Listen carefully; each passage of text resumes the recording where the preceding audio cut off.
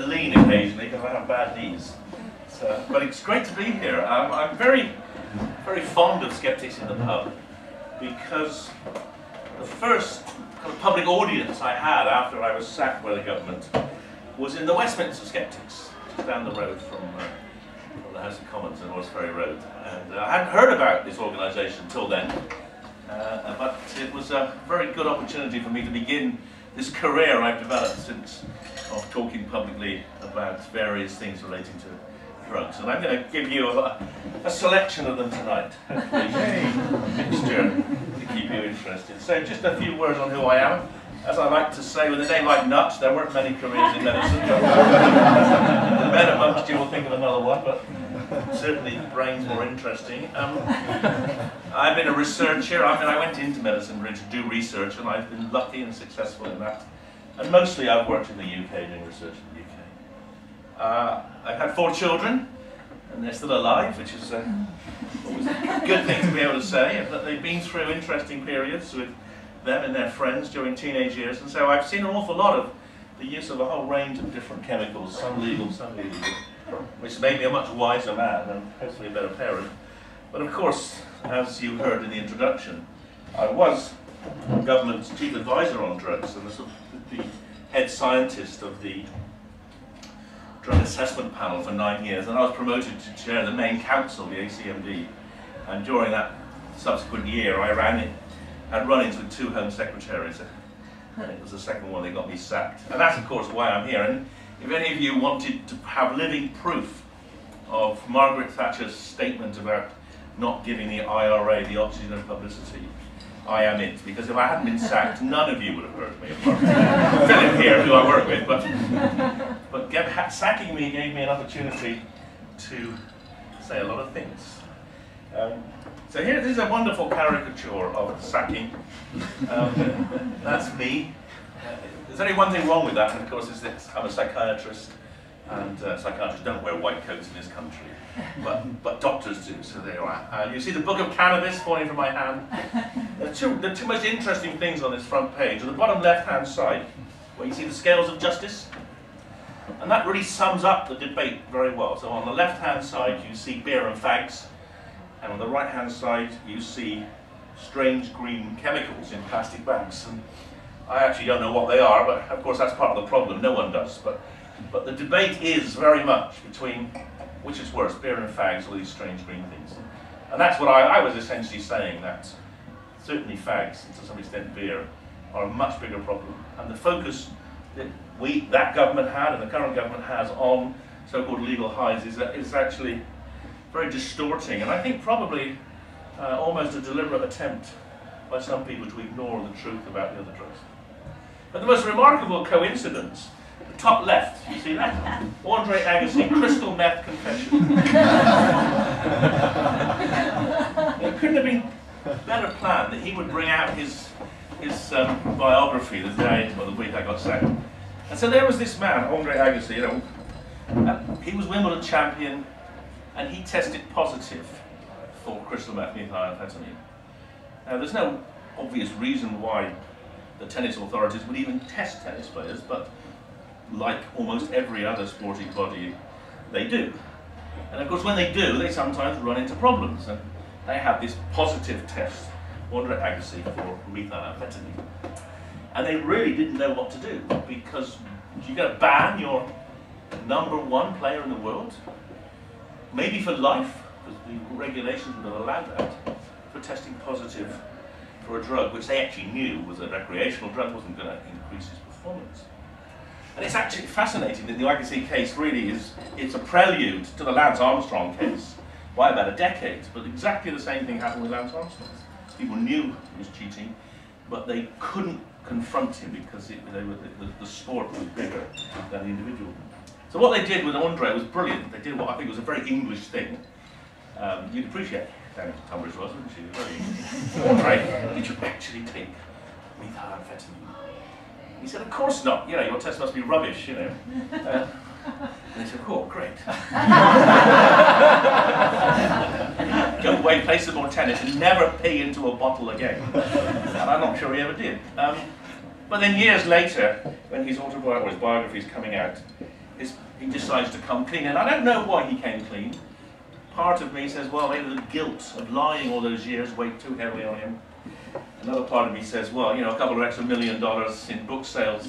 The fact that the book is sold on a lie about crystal meth, and that really tells you this ambivalence we have in society about drugs. We'll buy a book simply because someone says they've taken it, but at the same time we'll destroy their career if we find them testing positive for taking it. So I thought it was just a remarkable juxtaposition of events on the front page. So they've sacked me, but because of people like you, they haven't gagged me. I'm still going. One of the reasons there was a lot of publicity over this was that the media were very divided. The BBC were fantastic, as were the Independent, there you go, and the Guardian, and the Times, okay. But some of these other so-called newspapers were a little bit different.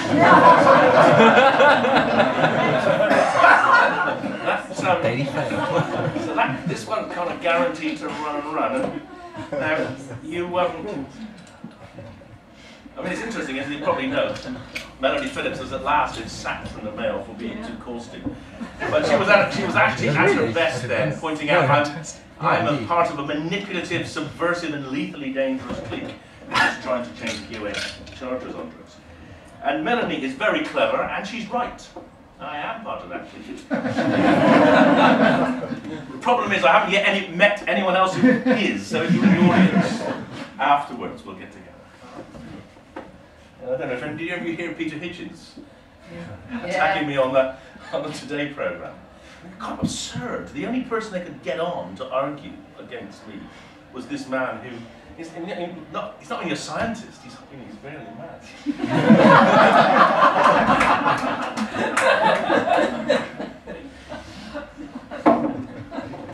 So I want to get back to a bit of science now, because we've got to really know what right terminology is when we're talking about drugs. What is a drug, and who says, well, this is my definition of a drug. Something a politician And it's a couple of quotes to make my point. Jackie Smith, she was given the usual grilling when she became Home Secretary, what drugs did you take? And she said, well, I smoked cannabis at Oxford, but I didn't inhale. No, that was the other one, wasn't it? I didn't enjoy it. And you think, why would you bother, Jackie? You know. But I have a take on that. I think it was because that's what you had to do to get into the Labour Party in Oxford at the time. And it probably still is, actually.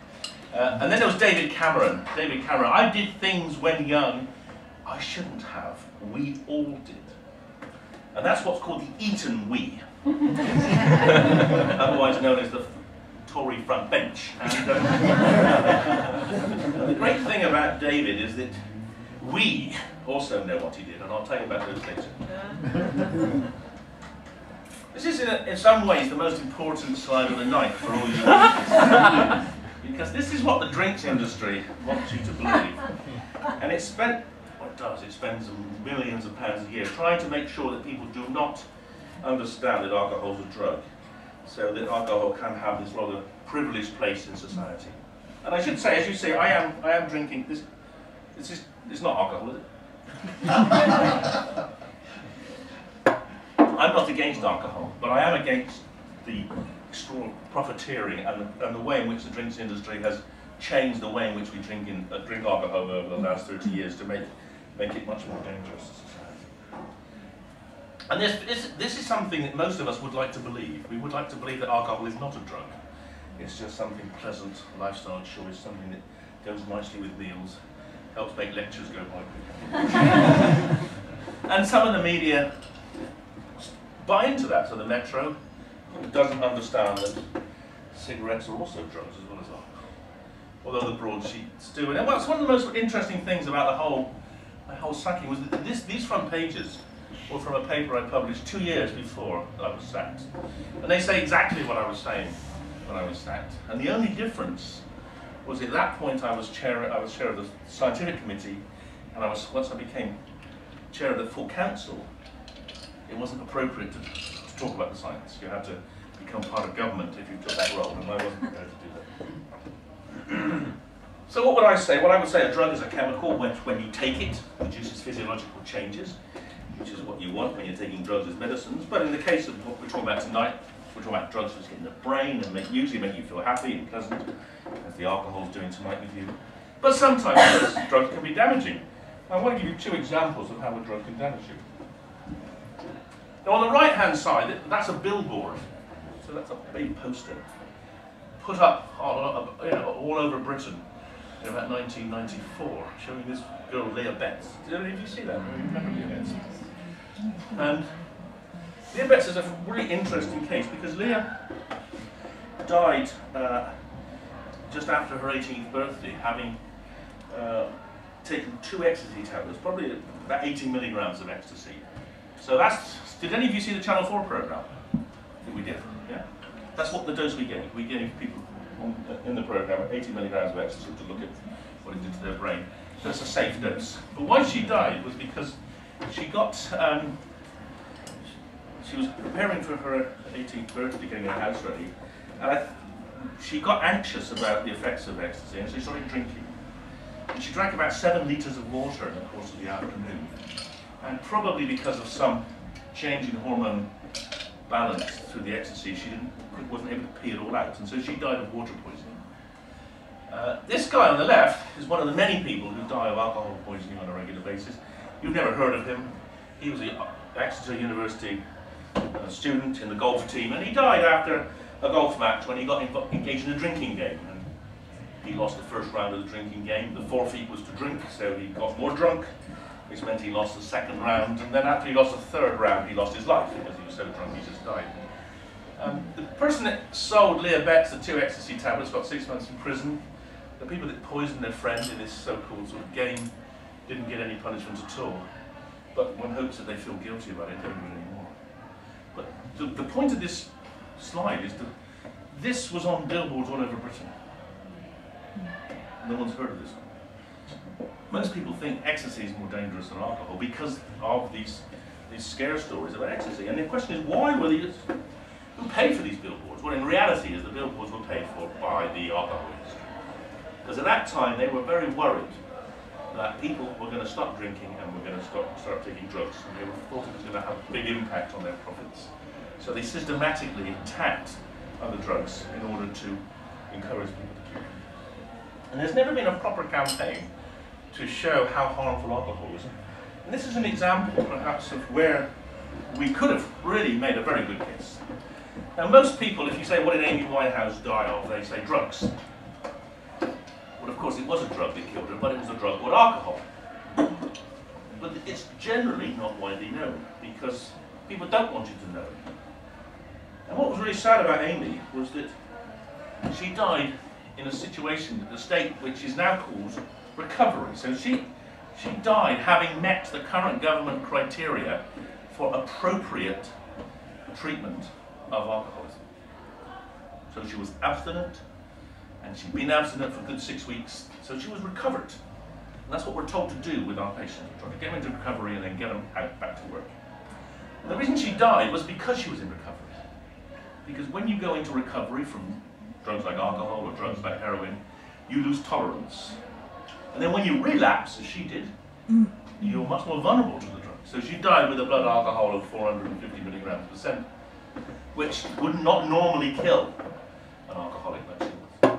But because she was so-called recovered, it did kill her.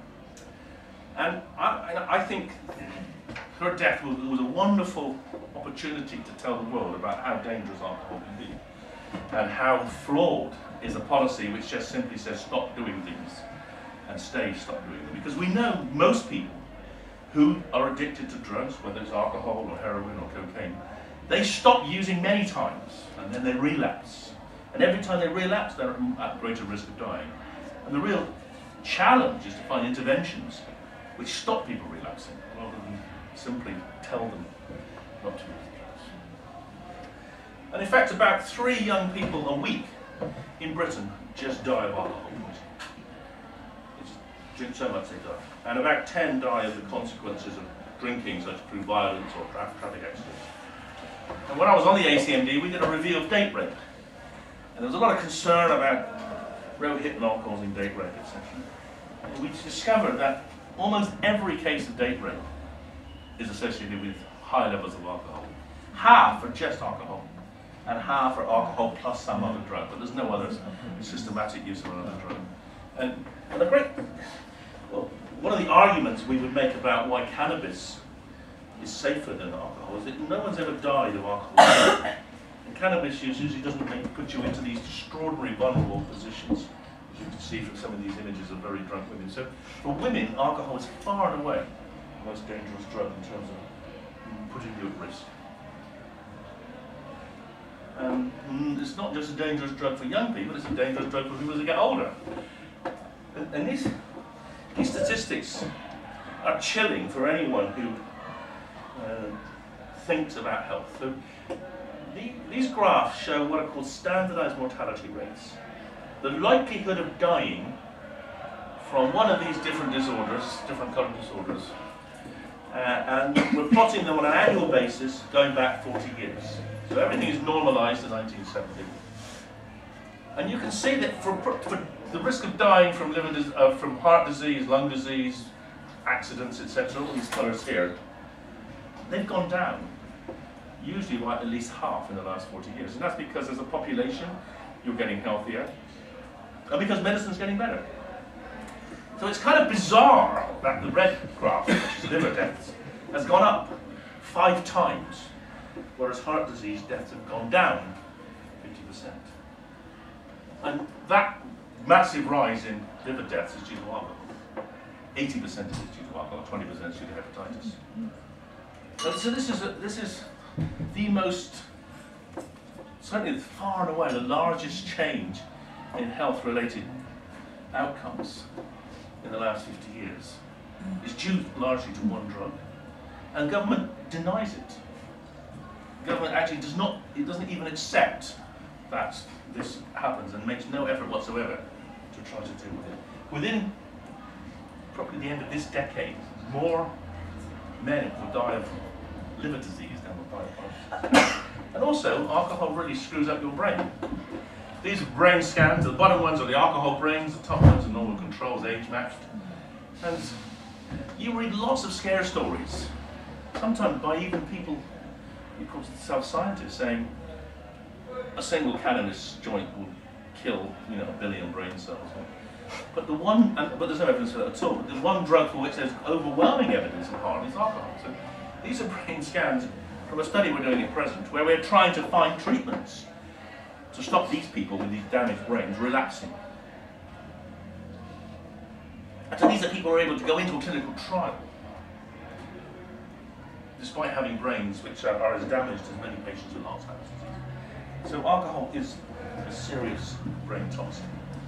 And in fact, we now know that alcohol is the commonest cause of death in men between the ages of 16 and 54 in this country. And that's partly because it kills them. The orange bars are what just kills them because they get drunk or they crash their car.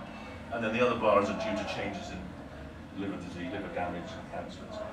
So alcohol is a serious problem in society. And the reason for that is partly we start drinking from a very early age. If you look here, these are the latest data we have on drinking of 15 to 16-year-olds.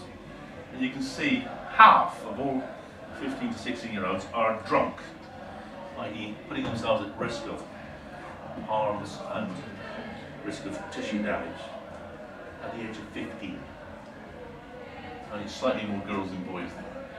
You might think that's a terrible statistic, but when you see it's been the same for the last 17 years, you can see why we have a rising problem of liver deaths. Because we have made no effort whatsoever to try to stop young people getting drunk, getting addicted to alcohol, before they're even old enough to drink. So the majority of alcoholics are alcoholic at the age of 16 or 17, before they're even legally allowed to buy alcohol. And we have just made no effort whatsoever. And in fact, we've encouraged that trend. And we've encouraged the trend in 2 ways, as shown on this graph. So the 2 lines here, the red line is the consumption of alcohol, and the blue line is the affordability of alcohol. And you can see that by and large, the affordability goes with consumption.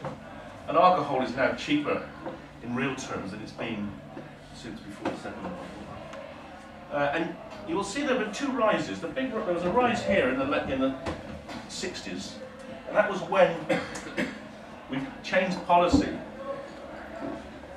Up to that point, you could only buy alcohol in a place where professionals sold it to you. It was called a bar, or it was called an off-license.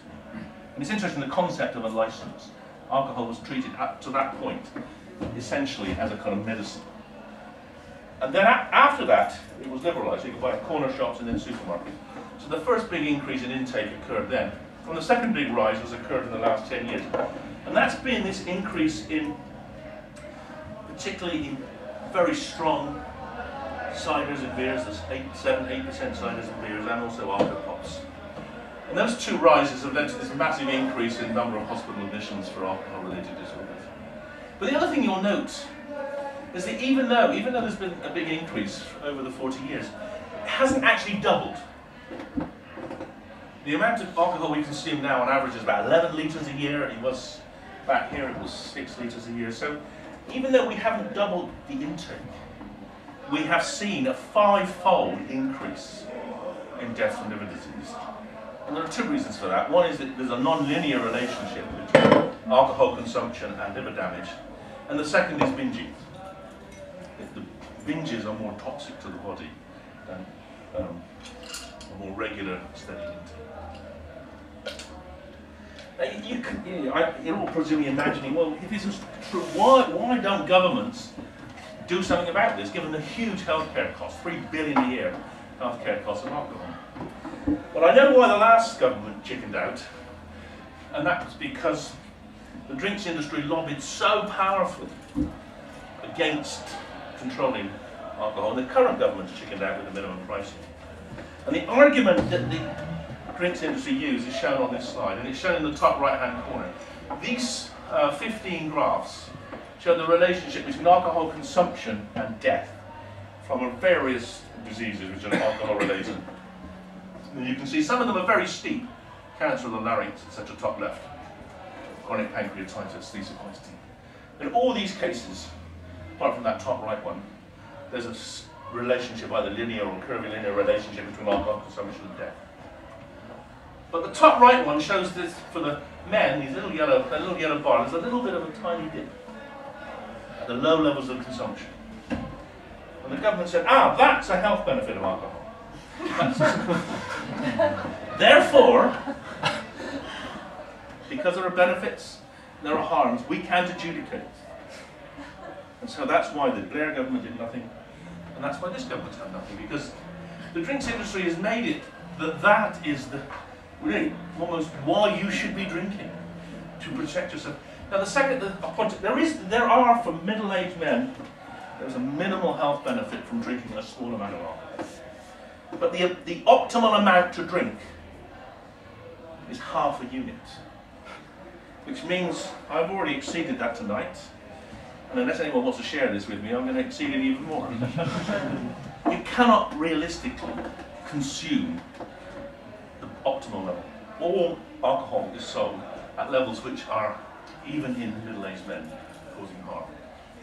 And so it's truly a terrible misunderstanding of science to not to do something about alcohol.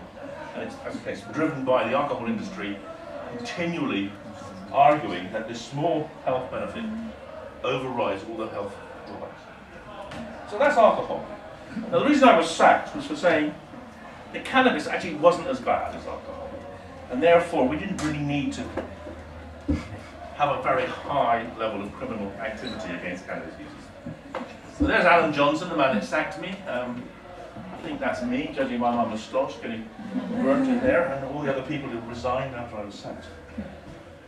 So what's the truth about cannabis? Well, you remember alcohol consumption had actually doubled, just under doubled in about 40 years. This is cannabis intake. Well, it's not intake, the number of users, which is the best evidence we have. And we can see in the same period as alcohol's doubled, cannabis, number of people using cannabis has gone up 20 times. And that's true in almost all Western countries. So you might imagine if there were some health harms from cannabis, you'd see a change in them from 1970 to 2006. But in fact, one hasn't. There's no evidence anywhere that this increased cannabis use has led to any health harms at all, other than the possibility raised by some people that it might cause schizophrenia. So schizophrenia was the thing that the government was really hanging on to as a justification for trying to be more controlling of cannabis. And that one of the problems was that that's also wrong.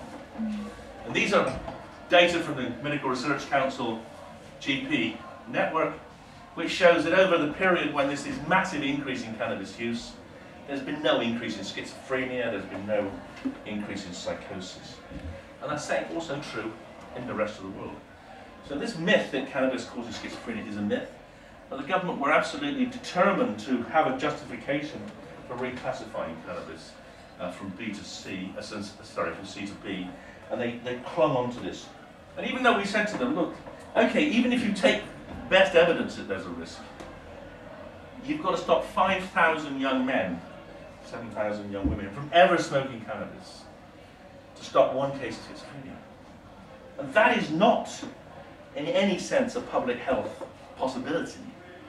And to do that by criminalizing users is going to create much, much more harm than the benefits in terms of health. But they didn't care, and they went ahead because they thought it would help them get re-elected. When you look at the harms of drugs, and this is a result of a very sophisticated set of analyses we did a few years ago, overall, the most harmful drug in Britain today is alcohol. Now, these graphs are color-coded so that the blue bar is the harm to the user, and the red bar is the harm to society. And you can see that the reason alcohol is much more harmful than any other drug is because of the size of the red bar. The harms of alcohol to society are so enormous in terms of accidents, child abuse, spousal abuse, violence generally, that the red bars are enormous. The most harmful drug to the user actually is probably crack and crystal meth here. In fact, crystal meth is a very interesting drug because there's virtually no use of crystal meth in Britain. So the social harms are very, very small. So that's how you can see the meaning between the different colours. But overall, alcohol is the most harmful drug. Tobacco comes in about 5 or 6, and cannabis about 7 or 8. And the drugs that people really get hysterical about, drugs like MDMA and mephedrone, are right down the bottom here. And when you then plot this onto the current Misuse of Drugs Act, which is the act which controls drugs and gives people penalties for use or selling them, you see there is no correlation. For those of you who are not statisticians, a correlation of 0.04 is nothing. So there's no relationship between the harms of drugs and the controls we have on them. And that tells us that the Act is wrong, the Misuse of Drugs Act is wrong, and therefore is unjust. Now, it's a very interesting act, the Misuse of Drugs Act, because it was brought in with the express goal of stopping politicians from making arbitrary decisions about drugs. And what we have seen, and with my sacking and the events subsequently, is that it's not working because politicians completely ignore the scientific evidence whenever it suits them. And that is a really disturbing situation in Britain today in terms of policy making. And it's interesting, is one which has got worse, and I want to talk about why it's got worse. I want to go back to Meryl Streep here. When she was younger,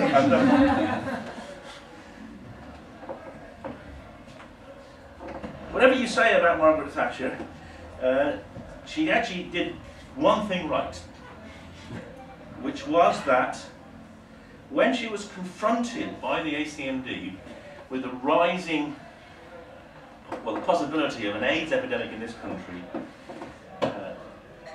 they said to her, intravenous drug use is going to be the major reason why we get AIDS in this country. And we need to do something about it. We need to bring in harm reduction measures. And she said, what are they? And they said, needle exchange and opiate substitution therapy. And she said, well, Tories do not do needle exchange. And the ACMD said, well, you have to think about your legacy. Do you want to be remembered as the Prime Minister that did needle exchange, or do you want to be remembered as the Prime Minister that allowed the AIDS epidemic to get out of control? And possibly because she was a scientist originally, she said, okay, you're the experts, do needle exchange, do opiate substitution therapy. We did, and we became an exemplar of how to stop AIDS getting a foothold in society. We had some of the lowest rates of AIDS and intravenous drug users in the world. People came to Britain to see how well we did. And that may be the only time that she actually turned in her political career. But she did turn, and she did it right. Unfortunately, her successor was even less interested in evidence than she was. And so things really began to go wrong when Tony Blair started spending too much time with George Bush. And the war in Iraq, as you know, was a very interesting challenge to evidence. But I think Blair got addicted to war. I think he liked the concept of waging wars. I think he became an American.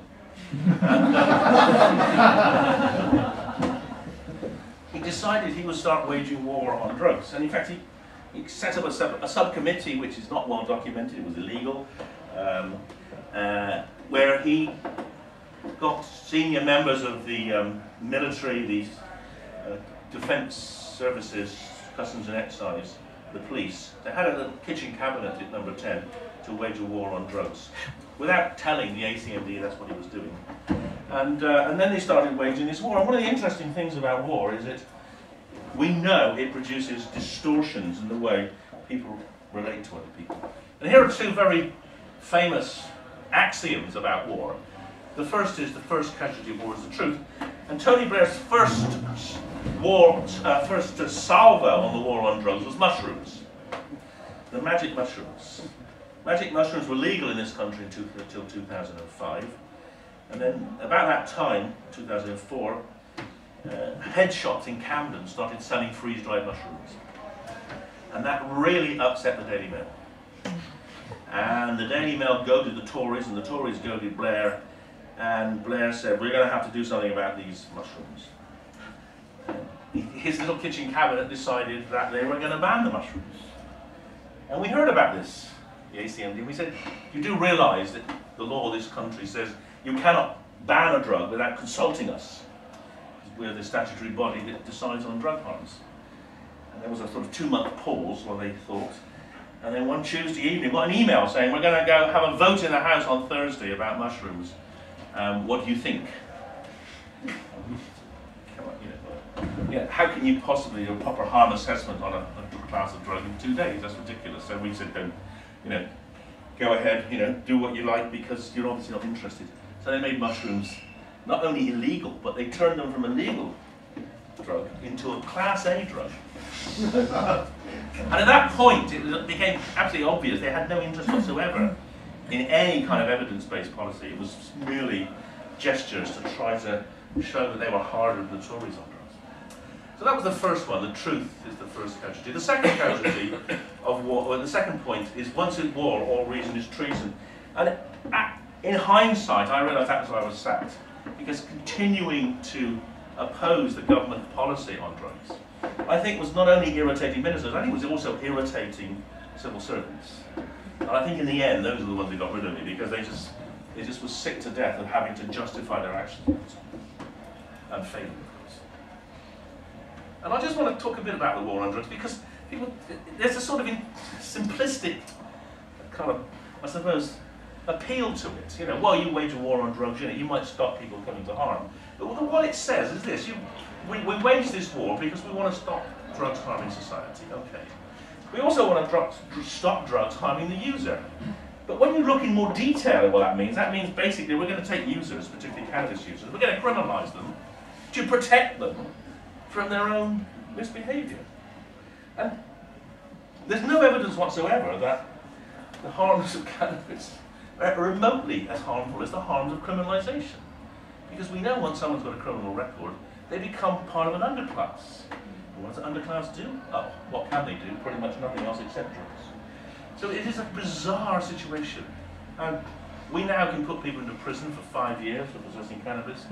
We can arrest them, we can remove them to a cell for 24 hours, and we can search their home.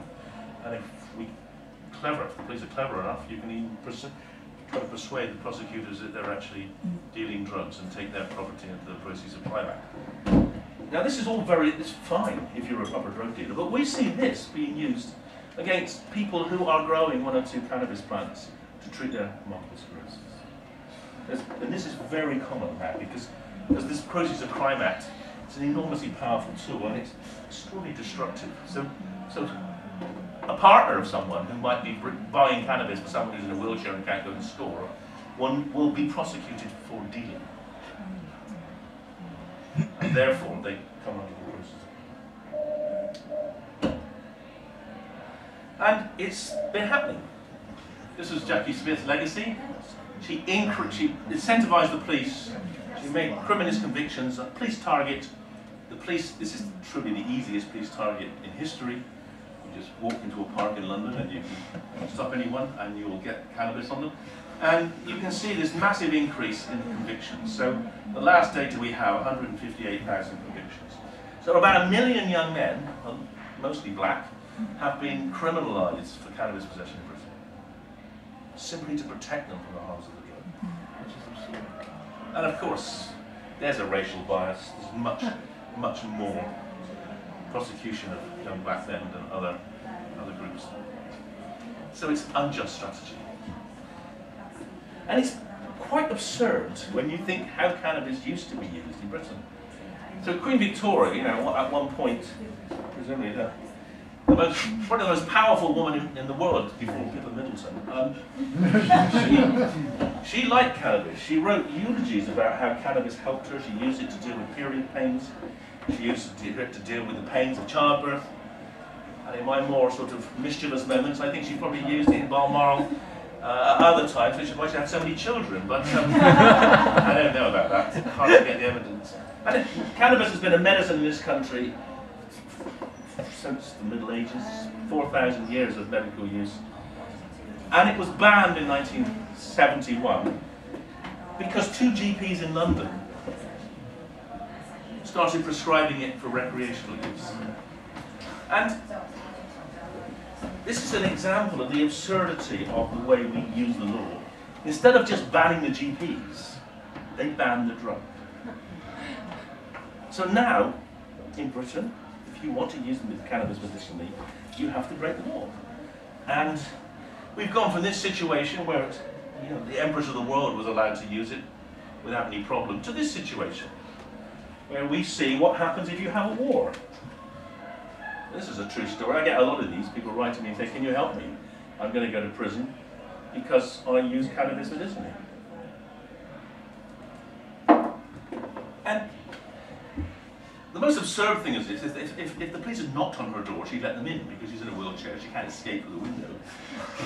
But they like to knock the door down because that's what a war's about. A war is a way of enabling people to be violent to us. So this is a truly absurd situation. And as you see, one of the reasons now in America we now have a number of states changing the law so that they can have medicinal cannabis, because sensible people realise that this is wrong. In America, the feds won't do anything about it, but the states can. In Britain, we're completely constrained by the central government. We don't have that way of opting out. Any lawyers in the room?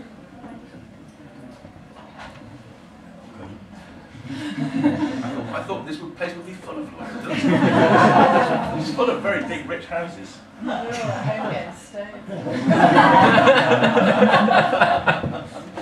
it's interesting. They don't do urine tests on judges. I just wanted to share with you, I think this is the worst piece of legislation. You probably know the last Labour government brought in more laws than any government in history. A lot of them very bad, but this is the worst one. I just want to share this with you because this shows you just how corrupt the decision-making process in this country is. We have a thing in Britain called the medical defence, which says essentially that if you have to do something to have to break the law to do something to protect yourself from death or serious injury, you can plead the medical defence, the defence of necessity. And which people were doing. People were saying, the only way to get rid of my back spasms from multiple sclerosis was to use cannabis. And in 2005, the laws decided that for cannabis only, that defence was no longer permissible. So good news is you can still plead you're using your crack cocaine, as Andre did, because whatever, it's called crystal meth is good for your headaches, yes. But cannabis is exempt from the law. I mean, almost certainly one of the least dangerous drugs is exempt because people were using it. And all patients who are caught are convicted. They may have their assets seized under the process of crime. And the three law lords that did it, who changed this 400-year-old's defence, were Bingham, Carswell and Roger. Well, that's bad enough, but why did they do it? Well, they did it because the government had already ignored a major report on the benefits of cannabis in health. And so they said, well, if the government ignored it, then why should we not support the government rather than becoming independent? But even worse than that was what Bingham had said 2 years before. So here's a law lord who takes away the right of individuals to treat themselves in states of extreme distress with a drug. 2 years before, when asked by the editor of the Spectator, Boris Johnson, so you would legalise cannabis, Bingham said, absolutely, it's stupid having a law which isn't doing what it's there for.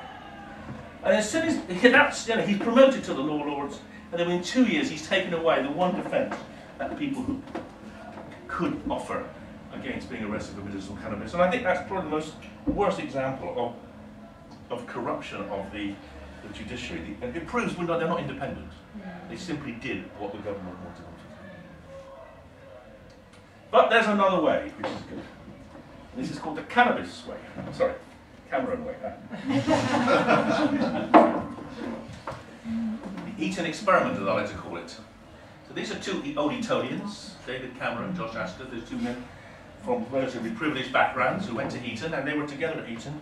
And while they were at Eton, they were caught smoking cannabis. They used to go into London to buy UB40 and reggae records, and they would have another little brown bag in the big brown bag. And because he wasn't a dealer, Cameron was not kicked out. In fact, what happened to Cameron, I think, is a great example of what we should do to anyone we don't want to use cannabis. He was fined, he was gated, and he was given a Georgic, which is essentially copying out a lot of boring Latin lines. And I know you won't tell us, I think this is what he had to copy out.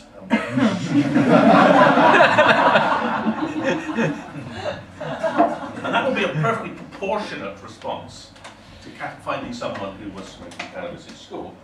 But interestingly, we have this experiment because some boys were expelled, including Astor, some were suspended, and some were fined and gated.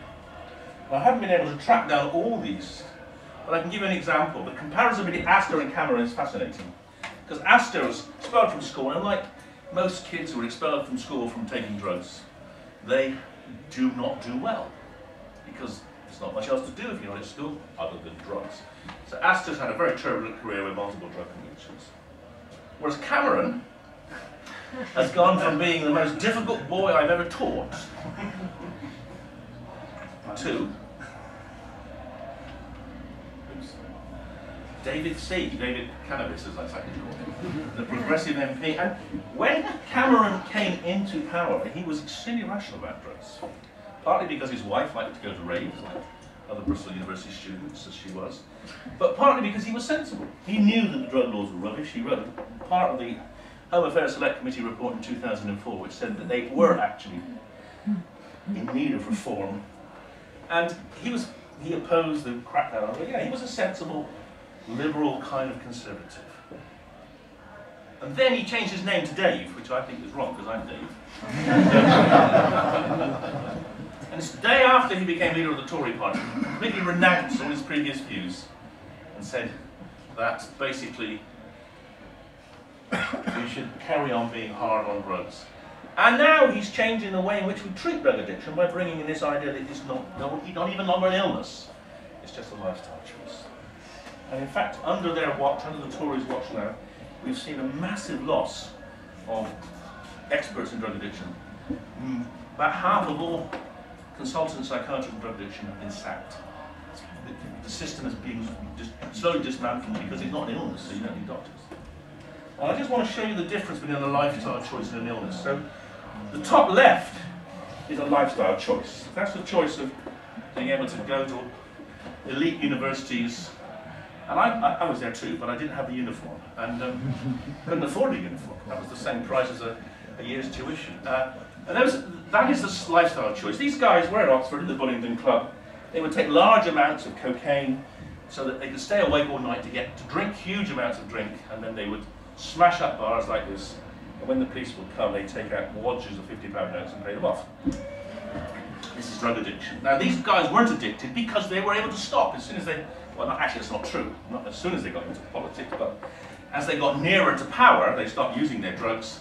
And now they take the view that everyone can stop using.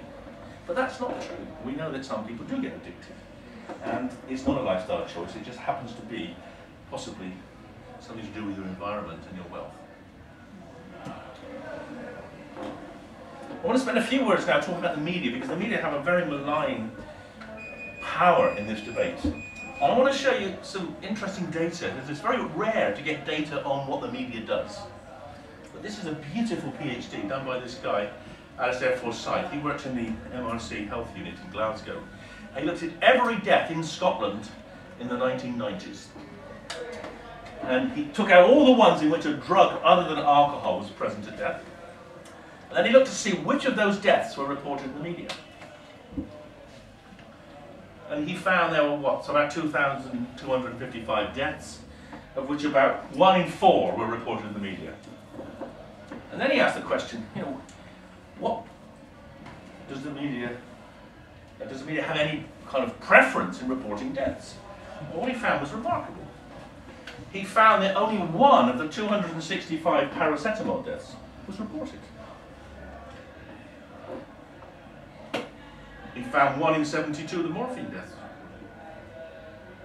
When you get to rare deaths, 36 amphetamine deaths, 1 in 3 were reported. And then if you move down to, what's that, cocaine, 1 in 8 was reported, heroin, 1 in 5.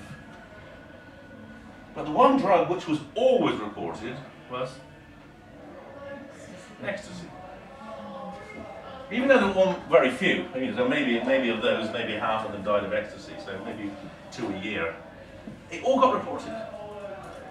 And one of the reasons people and politicians perhaps are so hysterical about drugs like ecstasy is because that's all they read about in the newspaper. And this distortion of reporting is pervasive, and it happened then, and it happened now. It happened just down the road, a couple of years ago.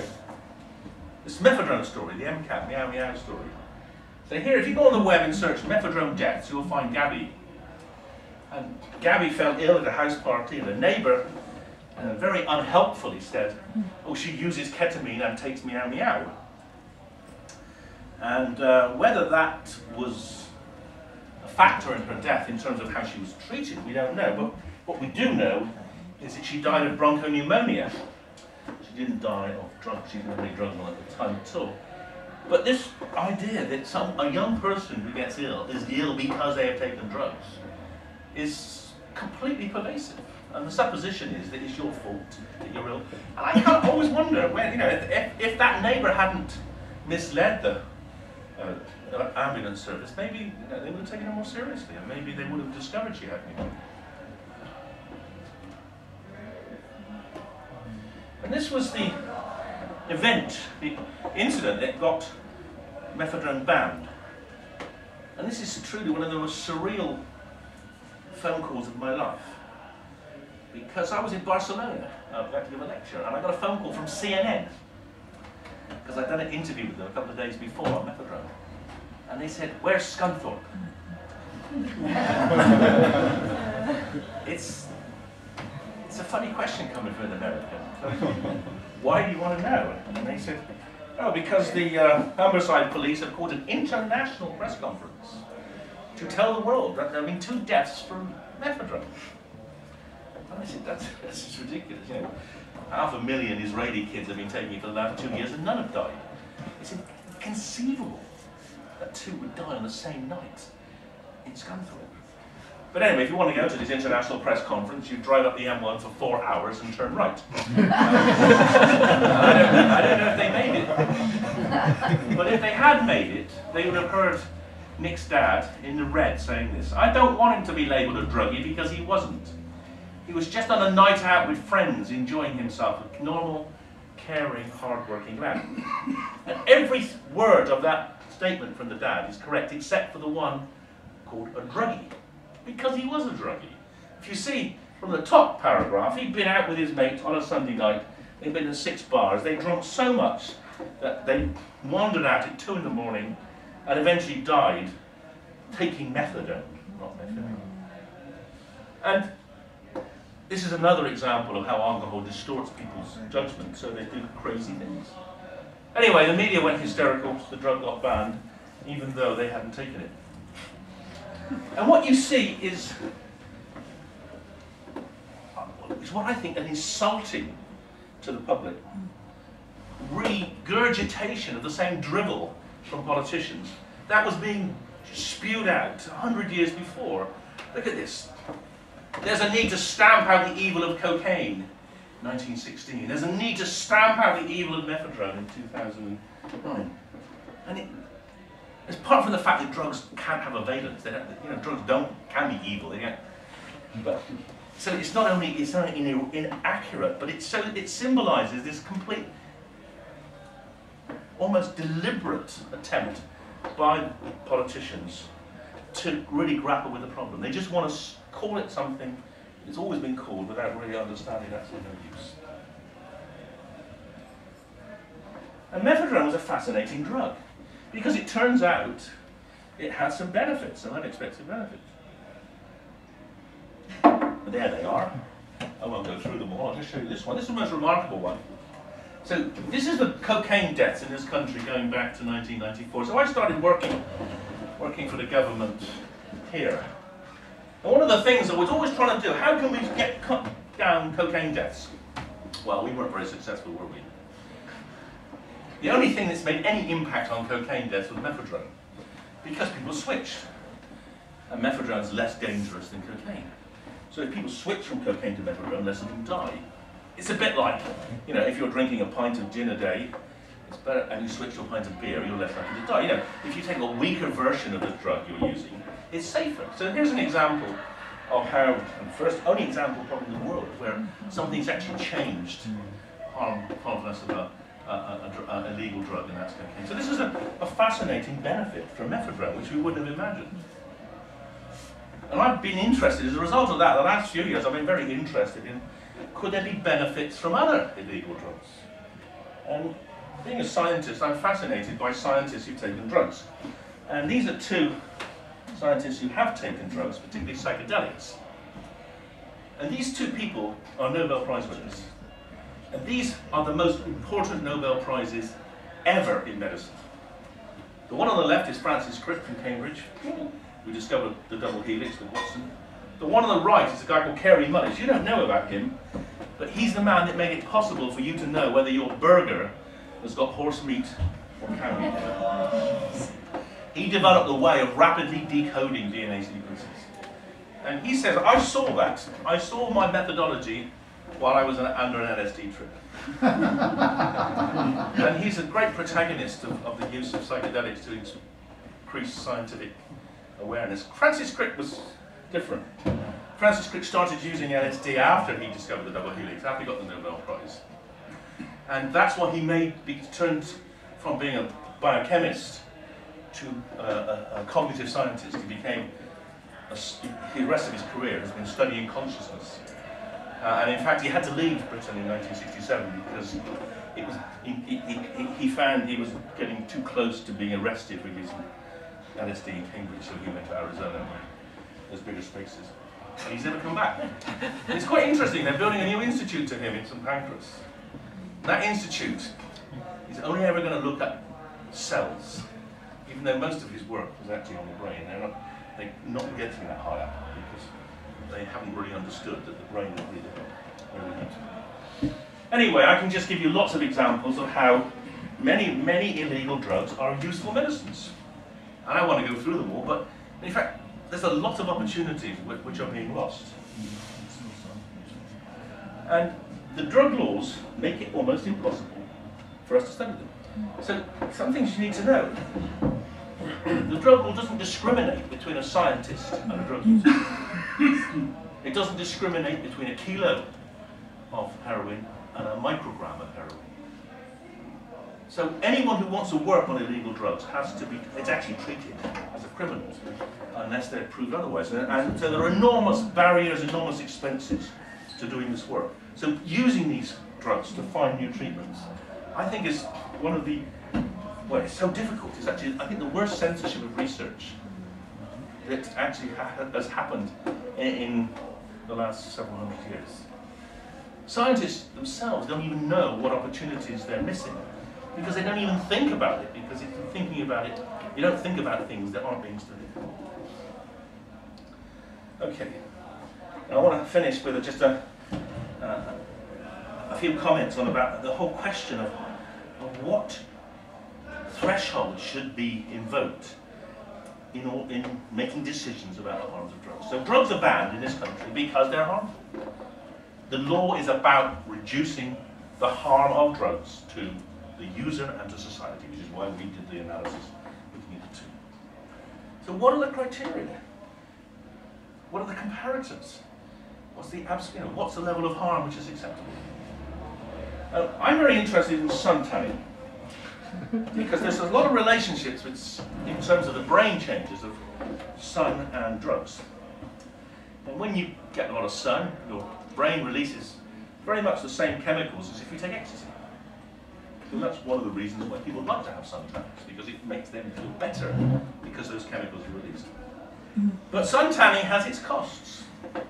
And in the long run, a lot of sun can cause a lot of problems. And we know there's a massive increase in melanoma in this country because of the use of sunbeds and going to warm climates. So here we have a fascinating challenge. People want to use sunbeds, they want to go in the sun, but they're taking risks with their harm, their life, they're harming themselves in the long term. We don't stop people going to Ibiza and Mallorca, do we? No, we kind of warn them to put stuff on their skin.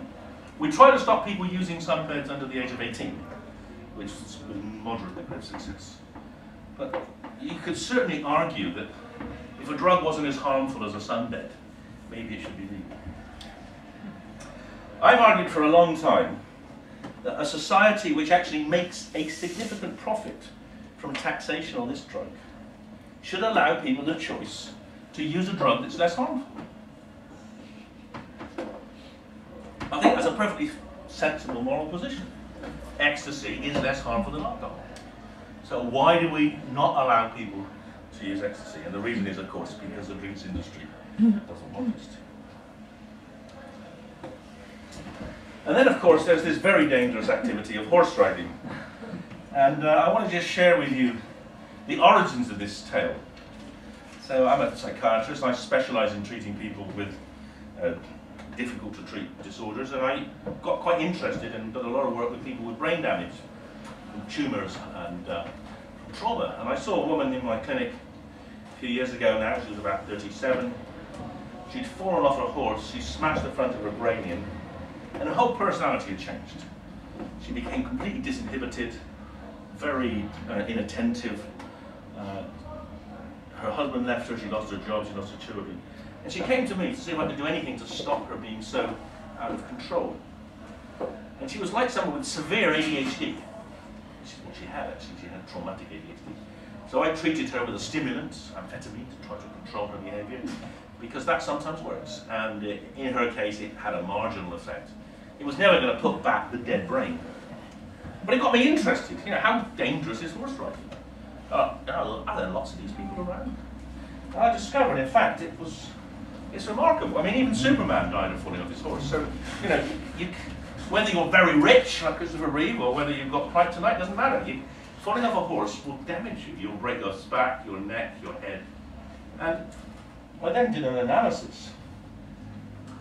And I decided to compare horse riding, which is called equine addiction syndrome, with ecstasy, MDMA. as a way of making people think about what you should care about. And this was by far and away my most popular. There were 7,000 downloads of this paper. In fact, it was so cleverly written, some of my friends said it wasn't until the second page that they realised it was actually a joke. But it's a joke with a serious message. And if you compare the relative harms of ecstasy and ecstasy, you can see that in terms of damage from a particular episode of ecstasy, one harm for about 350 episodes, ecstasy, one for about 10,000 episodes. If you're into green issues, which I suppose you are down here, then ecstasy is a problem because of the methane, you know, from the horses. And as I like to say, you know, it's much easier to police horse riding because you'd never smuggle a horse into a club, could you?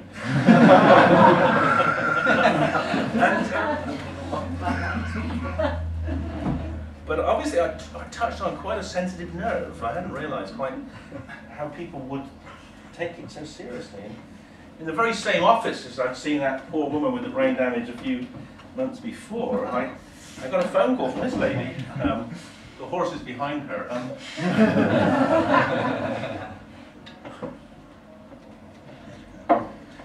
And she started laying into me about how I was exceeding my brief as a scientific advisor to writing these articles. I was stepping into the ground fields of policy. And using all my psychiatric skills, I edged her around to get to the real topic that was upsetting her.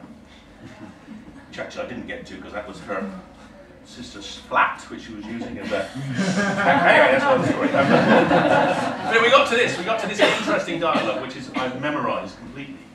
You can't compare harms from a legal activity with an illegal one. Why not? Because one's illegal. Why is it illegal? Because it's harmful. Don't we need to compare harms to determine if it should be illegal? I put the thinks in. You can't compare harm! At that point, I thought, this is kind of, you know, I talk to my children, you know, I mean, this is absurd. How can you make something illegal without deciding if it's harmful?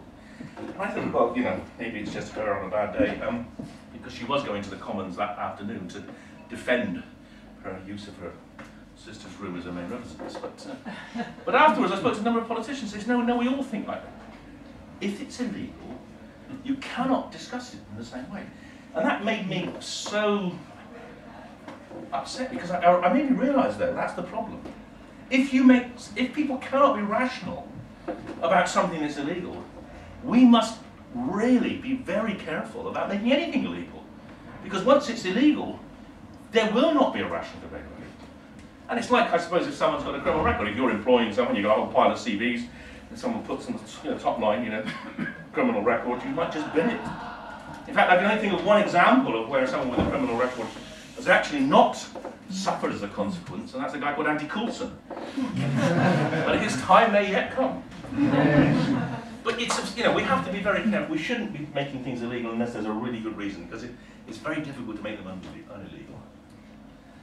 And then eventually I was sacked, and I just want to show you this last paragraph in a letter that Johnson wrote to the Guardian explaining why he sacked me. And this is a throwaway comment to show what a smart person he was. In fact, the person who obviously his secretary wrote it. I know for a fact that in my constituency less people suffer from the harms of horse riding than from the harms of drugs. Now, this is a wonderful statement because it shows two of the most common ways in which politicians lie. The first is they don't know for a fact. We have searched, even in the East Riding of Yorkshire, which you think would keep data. There is no data on horse riding accidents. No. There are no facts. The only facts are in his mind, and those are called his thoughts. And this problem that politicians have of distinguishing a fact from a thought is one of the really big difficulties we have in this country. And the second is deception. Did I ever say horse riding was more harmful than more drugs? No, I simply said than ecstasy. But here he's kind of cast it to put me in a position of seemingly being much more extreme than I was. So I thought that really does sum up the rather pathetic level of political debate we have in this country. However, if we go behind it, I see the black hand of Murdoch. This is the Times. This is the Times. LSD and ecstasy less dangerous than alcohol. So this is the article the morning before I was. Government policy derided by its own drugs advisor. And I think him or the civil servants thought I was going back to the horse riding analogy. I think they thought derided meant and I just think they, you know, that was it. They told, I promised not to talk about horses, and they thought I'd broken that promise. And it's sad, really, isn't it? But here's one of the many examples. So here's a drugs minister I work with. At the time, we can do nothing. As soon as he's out of power, oh my God, we got it all wrong, and I knew all along I was rubbish. And every politician you talk to, with one or two extraordinary exceptions, knows this. They all know that the drug laws are rubbish. They just don't have the courage to do anything about it because it might lose them a few points in terms of electoral success. And I just think that's appalling, that we're governed by people who don't have the courage to allow themselves to admit the evidence. It's not as if we're asking them to do the work, we're really asking them to agree with what the evidence tells us. Okay, I'm going to finish now. I've tried to entertain you and tried to make you think. There's a lot of serious options behind this. There are many things we could do to make the drug laws better in this country. We're one of the few countries going backwards, so there are lots of simple things we could do. Many of these have been proven. The ones that aren't proven are quite sensible. We could, within a generation or less, really change the way in which we deal with drugs, save a lot of money and do a lot less harm. And if you want to know about these, you can read my book. And there's some even more radical things. You know, we could get rid of the harms of alcohol pretty much by making a safe alcohol. We could actually allow people to find out what they were taking, so they didn't die taking PMA when they thought they were taking ecstasy. We could do drug testing. Well, I said to Jackie Smith that we'd like to get the Dutch expert on drug testing over to talk to us about what they found. She said no. You know, and so here, a scientific committee needs to know the science, but we're not even allowed to engage in a public discourse with scientists from other countries. So this really does sum up the problems we're up against. I'm going to finish now with this great quote from John Stuart Mill. In a freedom-loving society, no conduct by rational adults should be criminalized unless it's harmful to others. And when I started working for government, I kind of thought that that was the sort of underpinning principle of our society, or certainly our parliamentary democracy. And I realise now that actually it's not. But of course, I think you all agree it should be. So I'll stop. I'll remind you of the book if you haven't read it. It's a great book because you can buy it for your kids and read it surreptitiously. The young ones here can buy it for your parents. And all the proceeds go to the charity I've set up to support this independent position we're taking on drugs, the ACMD. Thank you very much.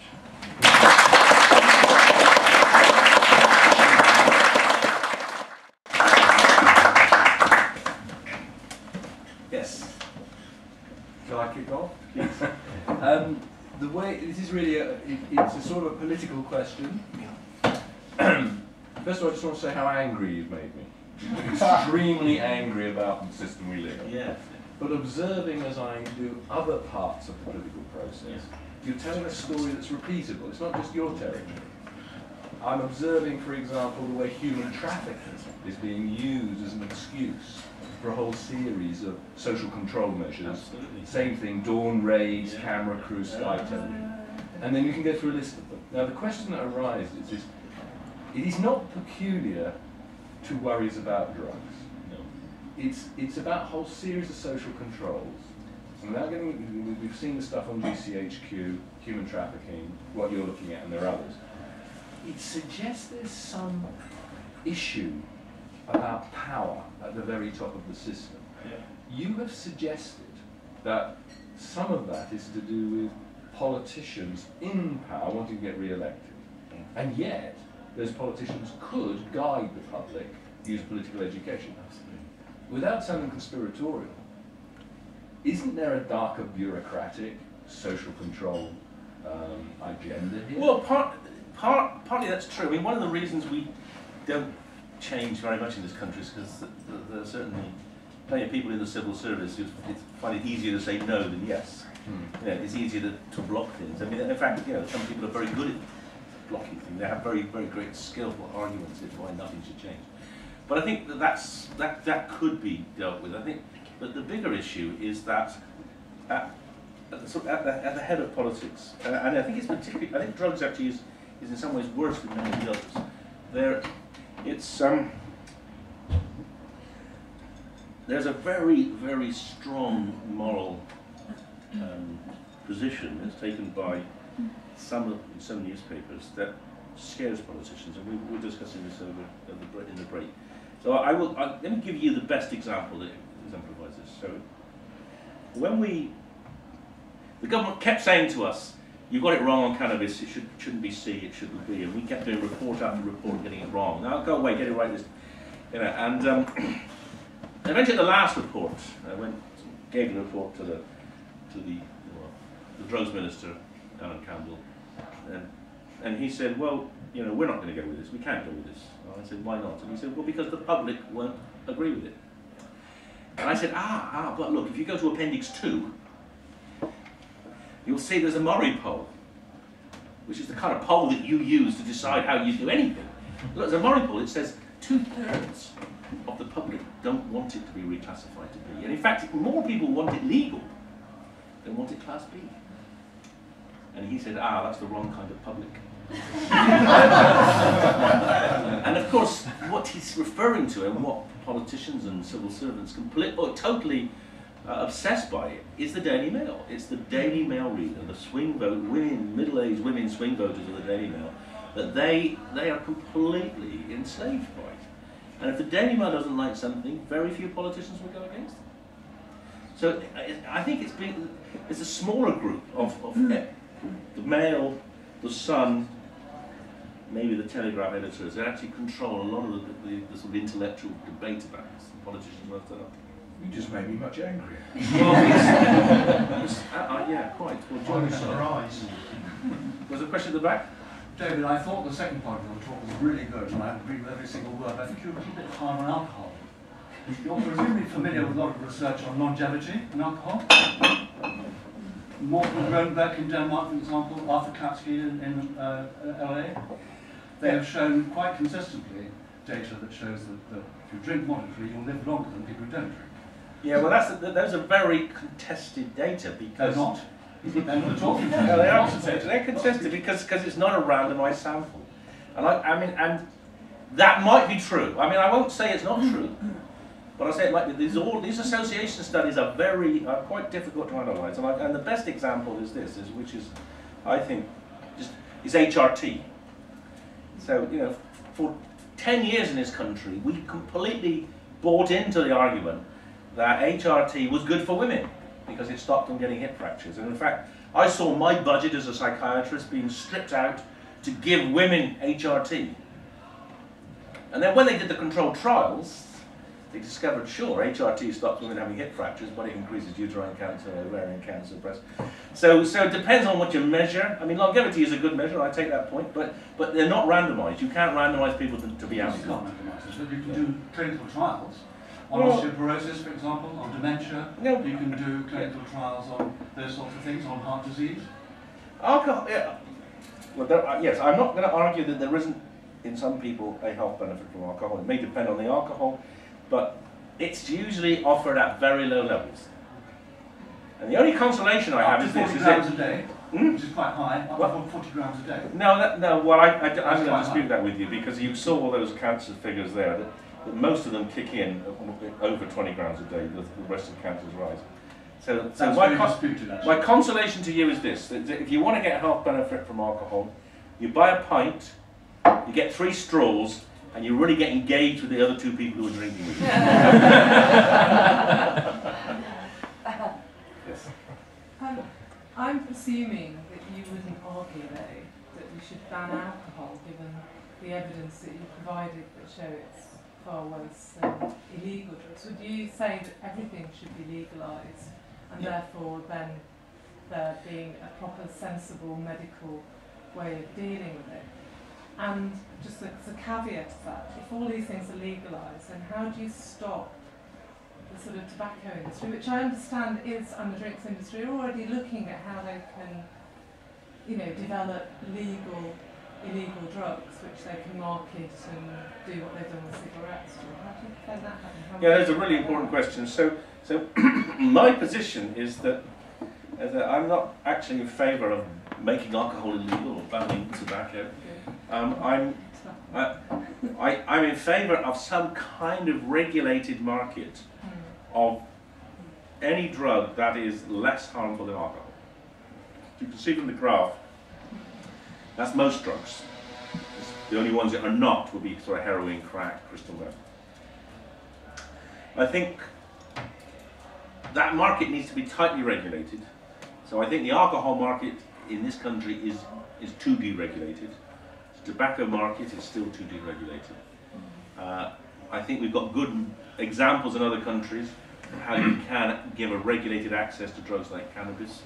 New Zealand is going to develop a regulated access to drugs like MDMA. I think that is the way to go. We need to pull back on alcohol and we need to loosen up on the others. But I don't think there should ever be a completely free market where people can actively promote and sell any drug.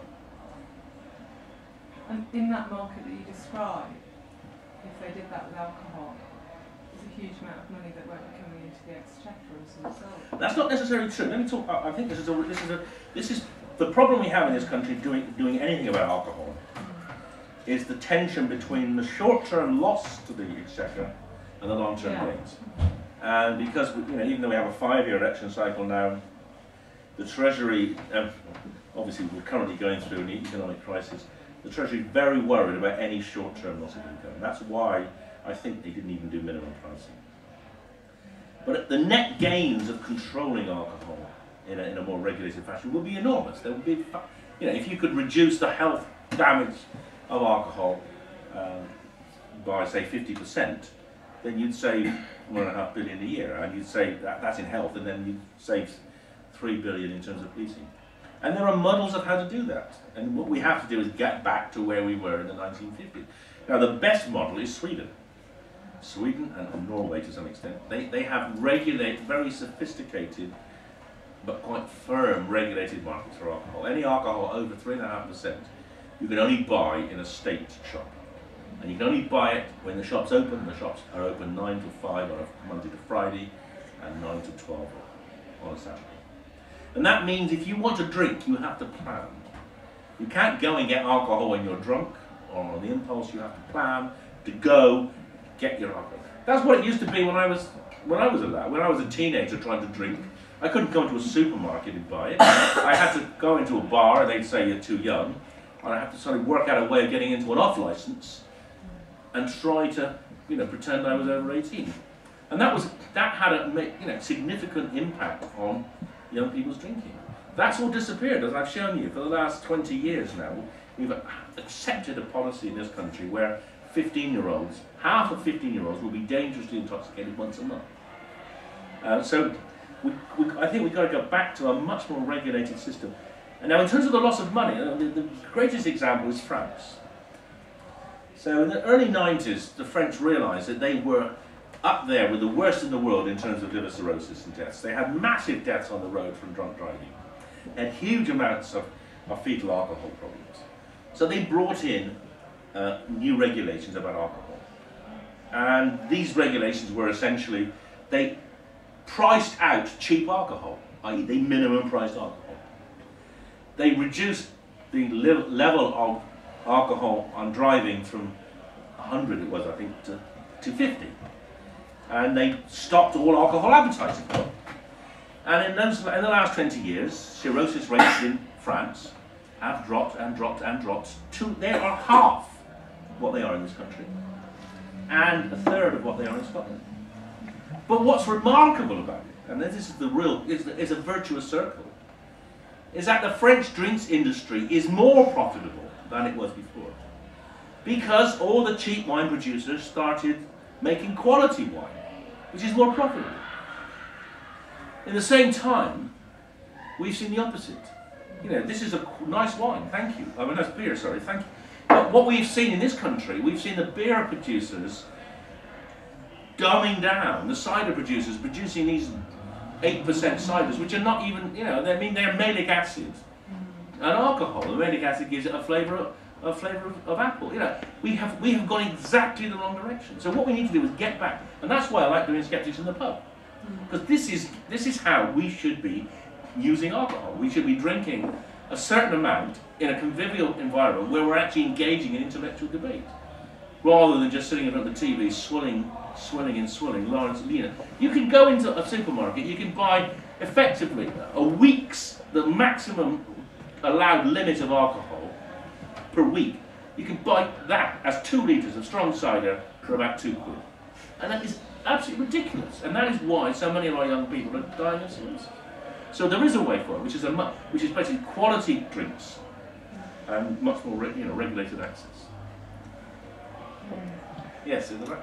So one common point I come across when discussing this is the slippery slope argument. I know it's quite a trivial one. It's any sort of legalisation of chemical stimulants, people will then start taking cannabis and they'll be enticed into something stronger, and you'll have this infinite regression of problem. Yeah. What does the data say about that, and what do you think about that? Well, the data says that is a false interpretation of the data. If you ask the question, so what proportion of heroin users have ever used cannabis? You'll discover it's about 90%. So you'll say, oh my God, cannabis, and mostly they use it before they take heroin. So cannabis is a gateway drug. But if you ask the question, what proportion of heroin users smoke tobacco, you will find it's 99%. Does that make tobacco a gateway drug? If you take alcohol, it will be about 95%. So these associations don't prove causality. There probably is causality, but it's not in terms of the drug.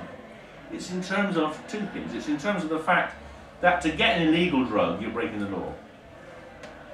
So once you've broken the law for cannabis, it's kind of psychologically easier to break the law for other drugs.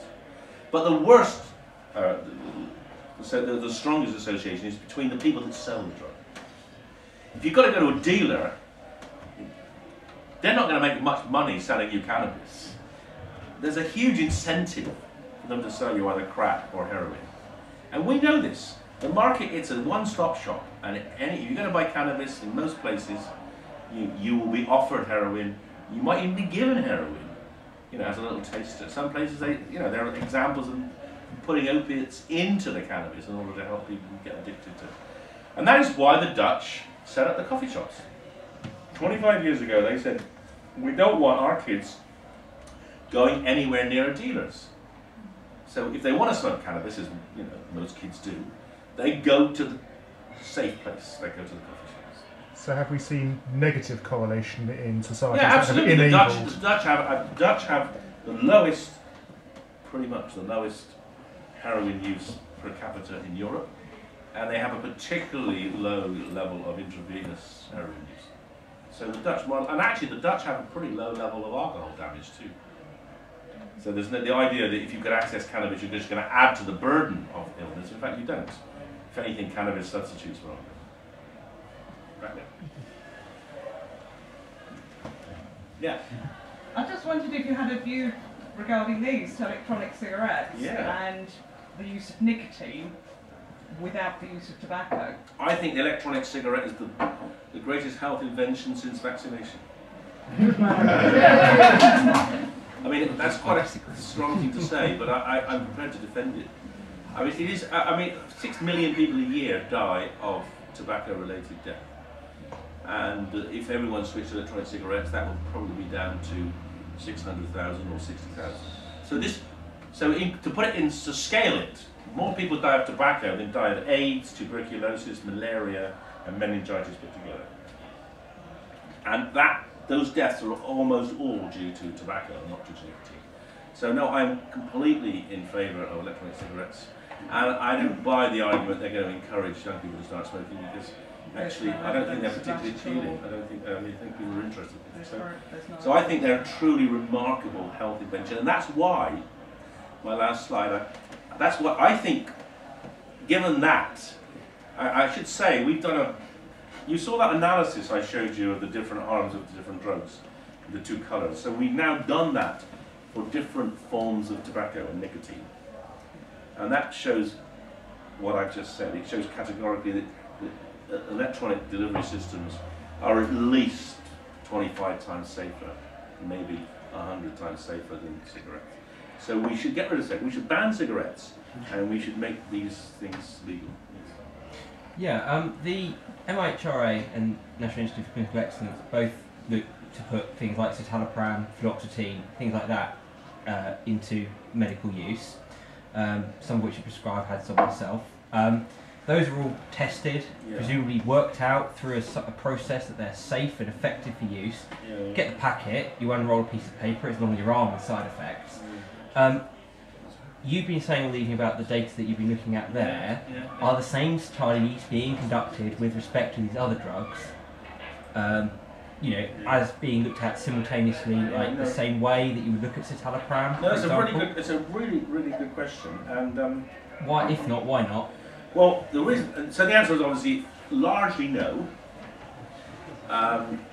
So because there's no incentive to it.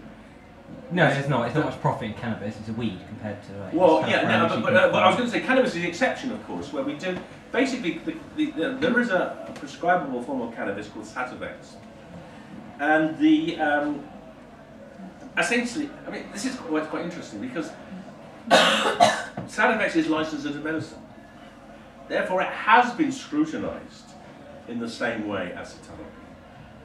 And that is kind of a further argument why, if Sativex is safe, and it's just an alcoholic solution of cannabis, why isn't cannabis safe? Yeah, it's another argument why the government's position, and in fact the government have contorted themselves to try to make Sativex legal and all other forms of cannabis illegal.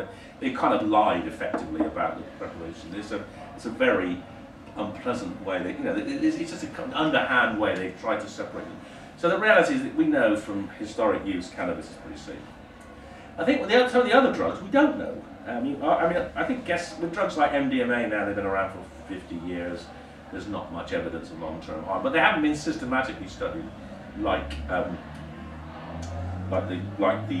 proper medicines. And the New Zealand experiment is going to really give us new data now, because the New Zealand government has said we don't want to waste all this money trying to stop people using drugs, because that's just a huge drain on our economy. Let's let people sell drugs if they're safe. So they're saying to the producers, show us some safety data, and if they're safe enough, you can sell them. So then they're going to have to generate the safety data. So within the next few years, we will know quite a lot about the safety of a variety of drugs, which are going to be mostly stimulant-type drugs, which are being sold in New Zealand. So they basically push the research onus back onto the producer, rather than absolutely. regulator. Because nowhere in the world does. Our government, we banned these drugs. We banned methadone without even knowing what it was. Well, we know what it was chemically. We didn't know anything. So, and if to do proper studies to look at safety, it's hugely expensive, and governments don't want to spend that money. In fact, we don't even bother to find out what kills our kids. We just tell them it's ecstasy, even though it's not.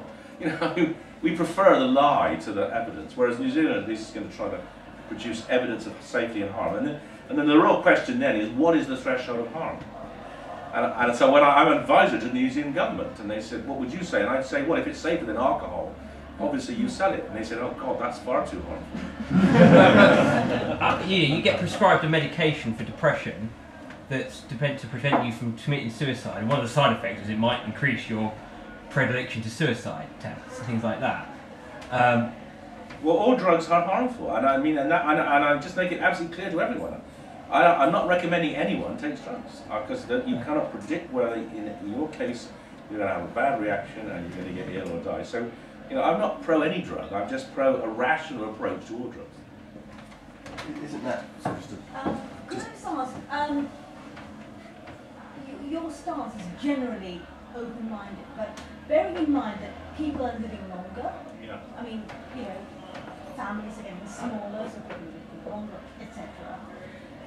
There is going to be a propensity for people just wanting to alleviate the human condition generally. Doesn't matter whether it's alcohol or whatever.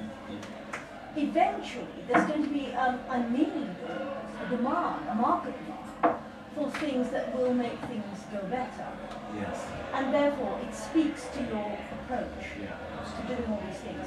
Now, in terms of sort of the global policy infrastructure, do you think anything is going towards the acceptance of knowing that there are legal highs, so many of it, and let's face it, governments are going to go clamping down on that as well, which is, I think, personally, I think it's counterproductive, because it's going against that tendency of people living longer, global markets being able to trade in so many different ways.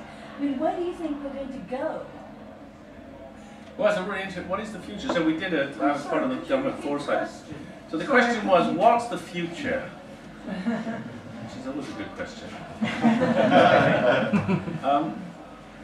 Yeah, so it was a really interesting question. So I was on the government foresight panel that did this. In 2004, we wrote this report. 2005, the foresight report on drugs in the brain, and we looked at 25 years. And I can tell you, we were right, but everything we predicted would happen happened within 5 years. You know, the acceleration, the internet has made it such that any drug that you're interested in, you can get.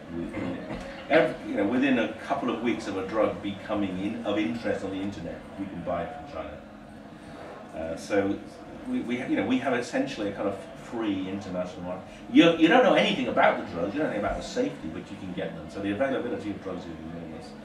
And we're in a position now where, basically a new drug hits the European market a week. And we don't know what to do. We don't have, because we don't have the facilities to test it. It would cost maybe tens of millions of pounds a year to properly test these drugs. So that's why, again, the New Zealand government have worked it out. There is no point in just stopping drugs, because you can work. There's almost an infinite number of chemicals. So unless you ban every chemical, I think some governments would like that. We ban everything. You only. But in practice, it's pointless. You can't even measure the chemicals. The most absurd example is of cannabis. So countries which have very strong bans on cannabis, they have huge use of these things called spice, these synthetic cannabinoids. Now, the most commonly used drug in American prisons is spice. There are multiple different forms of spice. No one has any really understanding about their safety or toxicity. Many of them are very potent and cause very profound psychotic effects. And they're only being used because cannabis is illegal. So we have created, the illegality of cannabis has created a massive market for possibly more dangerous substances. So the future will be, I think, a lot more experimentation. Hopefully, learning from the New Zealand experience, more evidence about the safety of some of these drugs. But I'm very sympathetic to this view that as the aging population increases, they should be allowed to have some control over their mind, and in the same way they might have some control over their bodies. So when people say to me, well, do you take drugs? I say, apart from alcohol, no. But I say, but why I'm doing this is I want, if I get to a point where I do have severe brain problems with something, that could be alleviated by cannabis, or if I want to die peacefully taking LSD, I want to have access to that. I don't see why I should be denied that, and not or anyone else should be denied that. So I think we should be opening up our approach to these things, because in the end, I think the old age of human condition could be improved by that. Partly just picking up on the New Zealand experiment, you seem to think will provide lots of answers, hopefully, but isn't by throwing back the onus on the drug producers just exactly what happened with tobacco for decades? Oh yeah, we never put the onus back on. We never said to the tobacco companies, prove it's safe. What happened with tobacco was that the tobacco companies told us it was safe. But they kept producing research that they claimed showed it was safe. Yeah, but that was the research they did. Now, in New Zealand, I think they're going to say you have to do these studies. But I'm not sure. I'm over there in the next couple of weeks, so I'll know a bit more when I come back. But I think it's going to be more on the pharmaceutical model. The pharmaceutical drugs are, there are tests which the compounds have to be put through by an independent organisation, and the regulators can see the results. That never happened with tobacco. But even there's a lot of controversy over a lot of pharmaceutical data just simply not being released because it doesn't support the toxicology data. That's different. That's a trial. The toxicology data is absolutely, it's standardised. It's cast iron, and then and that is available. Well, it may not be available in the public domain, but it's available to the regulators. So a compound which doesn't meet these standard, all the drugs you got on the market, there's 10 times, 100 times more which have disappeared as a result of failing these toxicology screens. What you don't know, and I take your point to some extent, what you don't know is how that transitions into human experience. Because human brains, are different from rat brains. So you can only make a rough estimate of what might happen in the human brain. So you can say something about safety. You can't be absolutely sure that the human brain won't work differently. So you're right. You can never say anything's safe. It can never be. A drug that changes your brain can never be safe in everyone because everyone with different brains, and some people are going to have probably bad reactions. It's also going to boil down to how long the tests have to go on for, isn't it? Because lots of these things have long-term effects, and if you let they might have. No, they might have. Oh, yes, okay. So a lot of things that might have long-term effects if you allow the industry itself to take control, some control over the testing process to prove that it's safe. How long is it going to be before it's deemed that it is safe, and then you find, oh dear, the industry will have to contract it to an independent contractor to test it safely. But there will still be a time issue because. But the duration. They test it for 5 years. The duration. Well, it won't be 5 years. It won't be 5 years. It'll probably be 2 months at the most. Right. So then you get into a really interesting debate. Absolutely. So how do you know about the long-term safety of anything? Well, what you do then is you have what we call post-marketing surveillance. So you monitor and monitor and monitor on a regular basis to see whether something emerges. And obviously the most famous example is thalidomide. Well, they didn't do that very well, but eventually it became clear that problems developed. So yeah, I take your point. You can never say something's safe at the point of sale. You have to. Over 30 or 40 years of use, you can eventually become comfortable of its relative harm anyway. And that, I think they'll do that. I think they will have follow-ups to make sure they have to. The problem then will be if they do the same for alcohol and tobacco, then those industries will really suffer at the back there. I know that in your research into psilocybin as a possible treatment for depression, you had great difficulty in obtaining the substance for research, which I found completely absurd. Can you talk a little bit about that? Because I think that's fascinating. Yeah, so this is my current sort of campaign, because having spent 10 years trying to deal with illegal drug use and problems of people who were using them recreationally, I gradually got to realise that there was another side to the coin, which is the fact that science doesn't use these drugs. And so if you said to me 3 years ago, what does LSD do in the brain, or what does psilocybin do in the brain, I would say, well, we don't know. And at that point, I realised that was a bit strange. Why would you not know this? Because actually, what these drugs do produce, I'm a brain scientist, I want to know how the brain works. So I thought, well, maybe we should start doing experiments to find out how they do work. And then I realised how difficult it was. The reason we don't know is because it's too damn difficult to do the experiments. And because getting the drug means you've got to have special licenses. The absurdity of this is in this country, only 3 hospitals in this country are allowed to hold cannabis. Every hospital in the country can hold heroin. But cannabis is deemed too dangerous a drug to be given to to begin into hospital zones without a special. So every hospital that wants to hold cannabis for research, because it wouldn't be for treatment, has to have a special license. That license costs £6,000. You've got to have 3 pharmacists have CRB checks. Any doctor that wants to administer it has to be a special CRB check, and has to be then nominated as a prescribing doctor. So the law makes it virtually impossible to work with these drugs, and that's why we don't know much about them. And so I decided it was time to try to do something about it. So I started trying to find out what psilocybin did in the brain, and it was one of those remarkable experiments where you do an experiment thinking that, you know what the predictions are. This drug will give you lots of interesting visual patterns. So you think, well, that means that the visual cortex is going to be activated, because that's kind of what the literature said. from other situations where you get people see strange things, like if they're delirious. To do the experiment, you know, it takes a year to get permissions, it costs a lot of money, but you do the experiment, and you get exactly the opposite effect. The visual cortex doesn't light up at all. In fact, the only thing that psilocybin does to the brain is switch it off. And you think, well, that must be true. Because the thing about science is if you find sort of roughly what you're looking for, well, that could be bias. But when you find the opposite of what you predicted, it has to be, you know, I mean, there's no other explanation. But, you know, so, and then you start thinking, what does that mean? And of course, what it means. It's fascinating. I mean, this is why it's fascinating, because if you go back to the writings of Aldous Huxley back in the 1950s, he started popularizing the psychedelic experience having used mescaline, which is like psilocybin. And he said, basically, what happens is that this drug actually stops you taking in what's out there and allows you to see what's inside. And that's what it does. It switches off the parts of the brain which keep your brain doing what it's doing all the time, and it allows your brain to run free and do other things. And then one of the other things we found, we found it actually switched off the part of the brain which is increased in depression.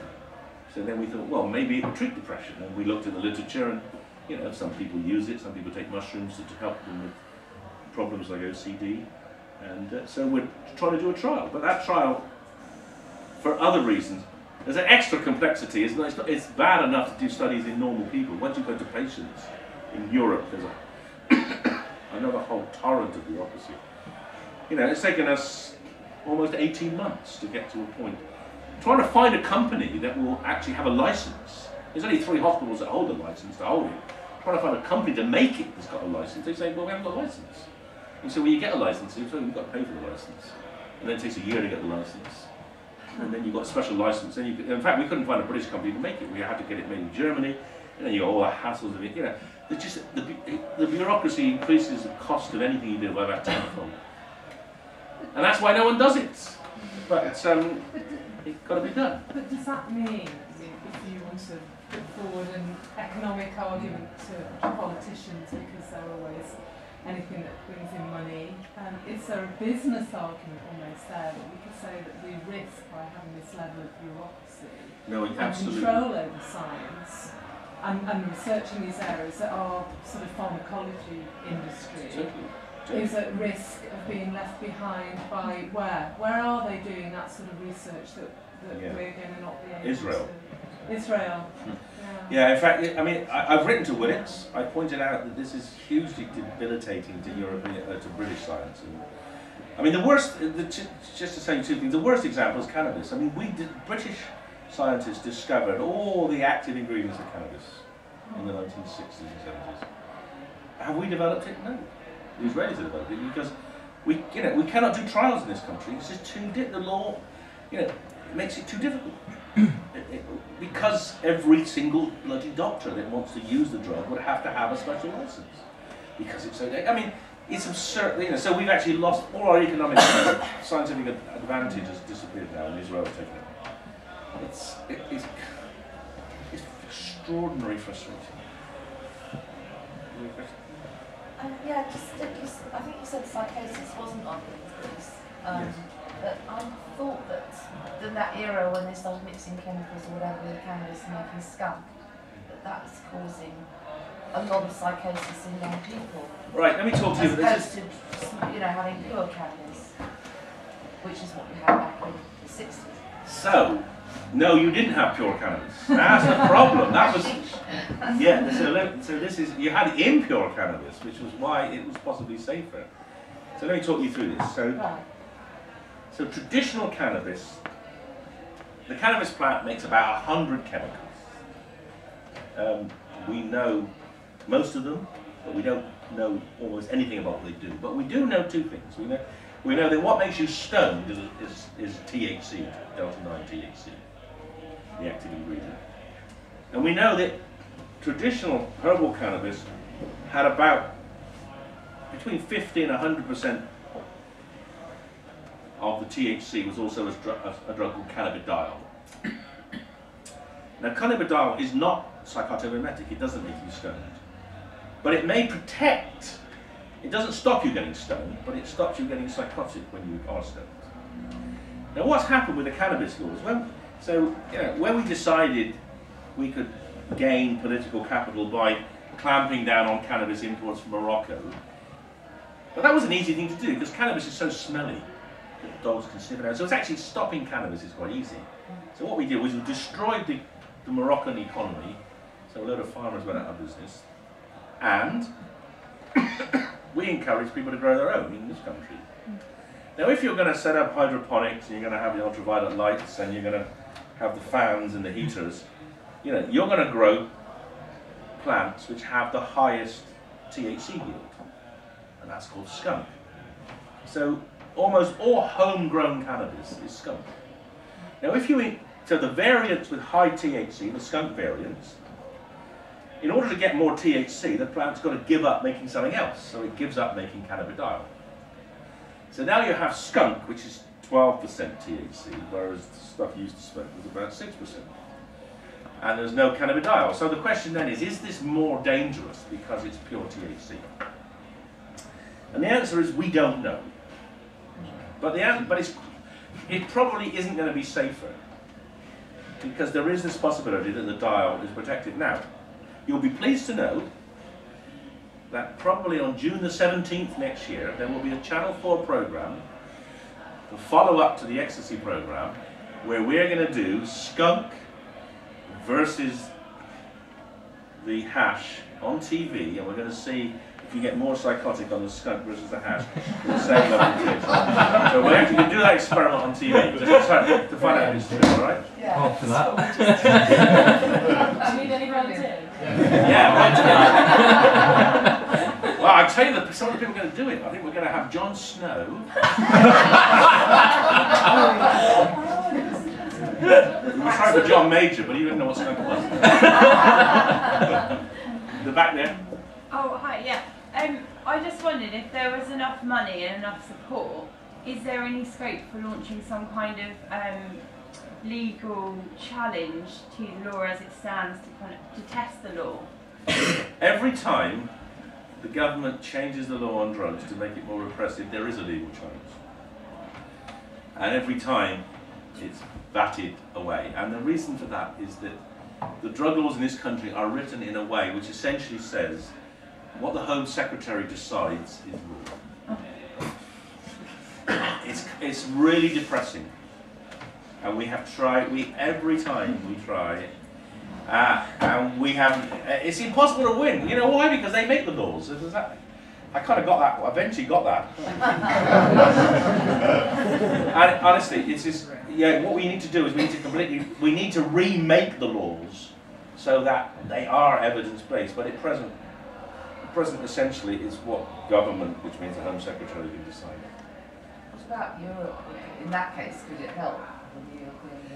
Well, this is really a really interesting position. Only this week,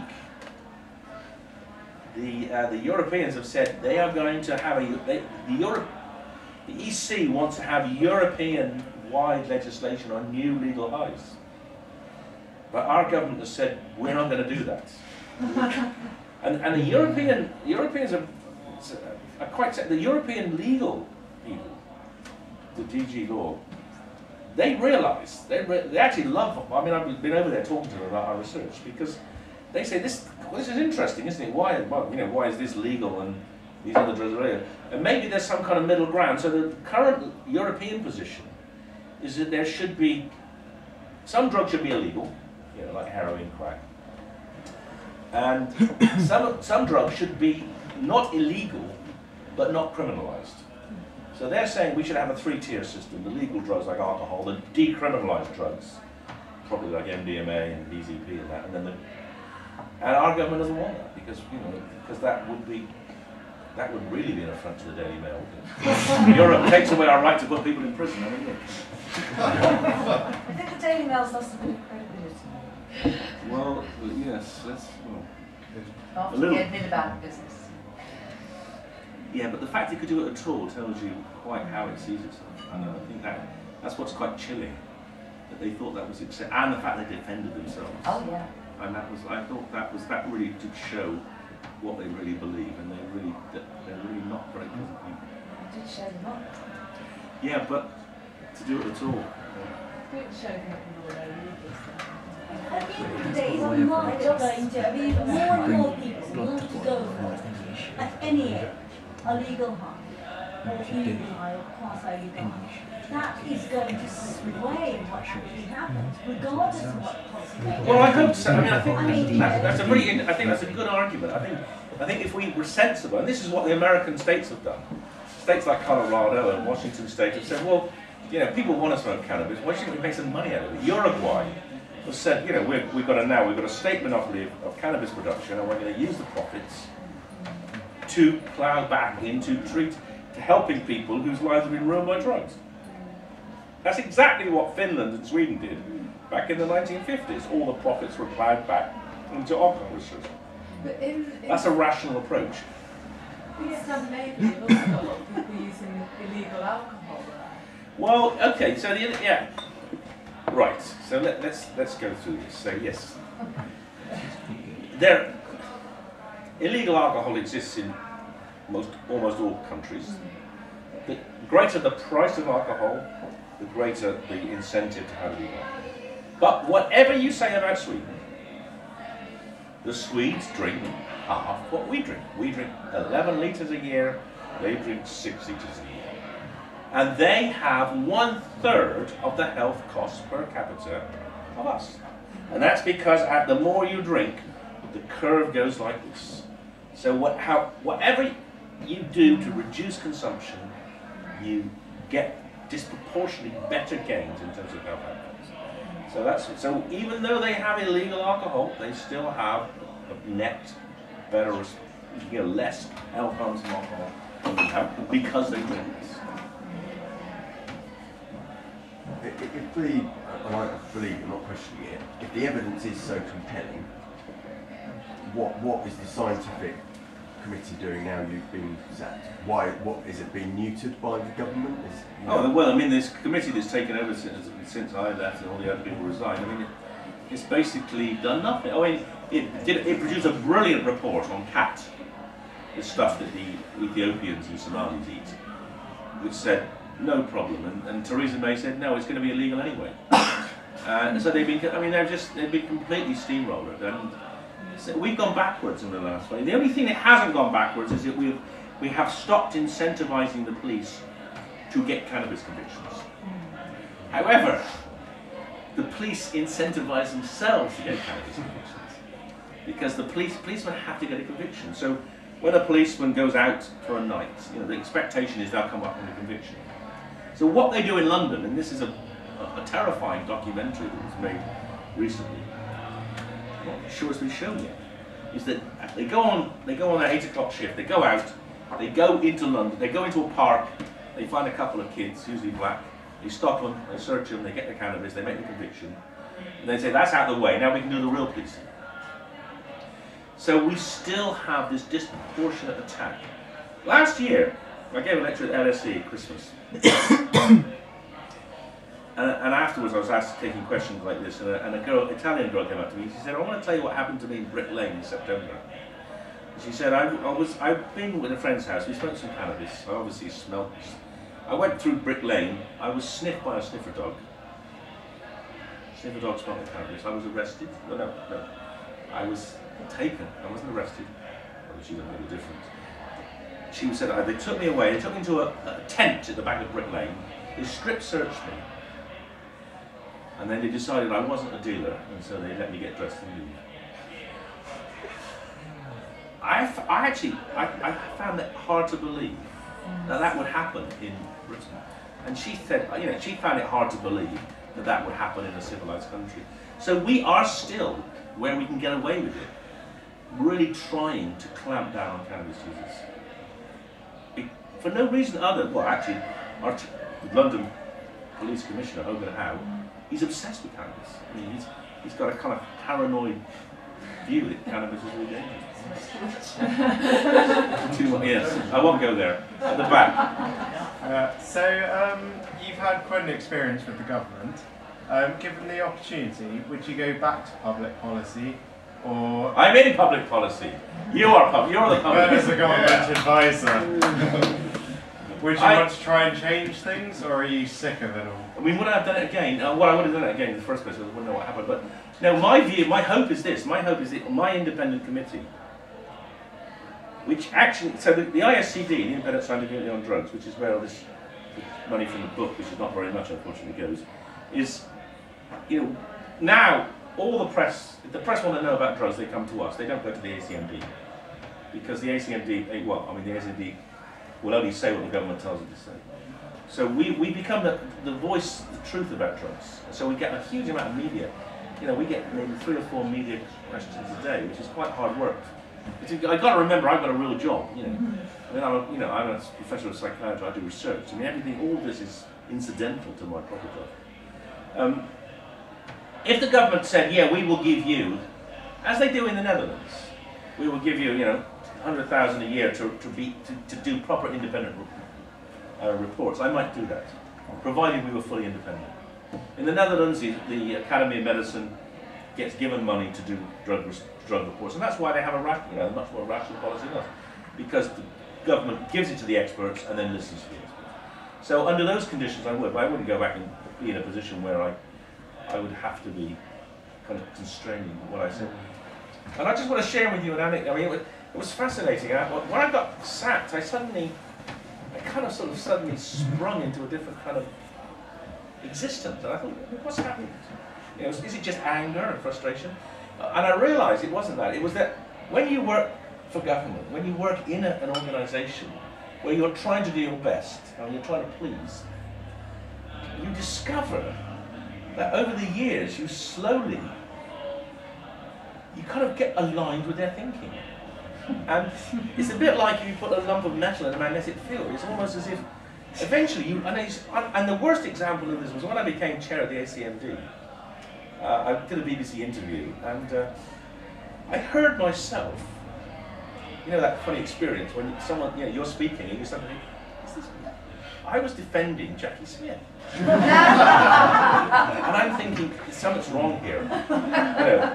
It was like my brain had aligned with theirs. And so in a kind of way, I'm kind of glad of it, because I was stopping being rational. I was equivocating. I was saying this. You know, I was trying to make excuses, like most people, most politicians do. So actually, no, it's great to be able to say what I think. You know, the only thing I worry about is if I disappear, you know, it's going to be the Reichstag, or you know, plutonium or polonium or whatever. I think we'll call it there. We went a bit over the 10 o'clock, but thank you very much.